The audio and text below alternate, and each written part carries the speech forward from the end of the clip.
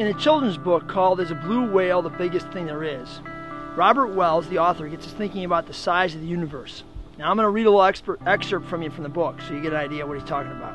He says it like this: if you put 100 whales, that's whales, like blue whales, in a really big jar, and then put 2 of those whole jars on an enormously large platform, and then made a tremendously tall tower out of 10 platforms of whale jars, that tower on top of Mount Everest would look really small, because Mount Everest is really big.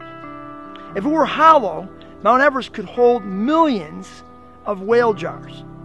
But that's not even close to the biggest thing there is. And then he goes on to compare, Mount Everest to larger things like the Earth and then the universe, and he goes all the way up. It gets really massive. But even Robert Wells doesn't understand the biggest thing there is. The biggest thing there is described in Scripture.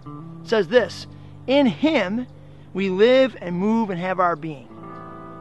In Him, inside of God, this whole universe exists. That's unbelievable. That's huge. God is huge. God is big. How does that make you respond today? Have you sat recently and thought about the largeness, the bigness, the hugeness of your God? Maybe you need to get on your knees and think about that.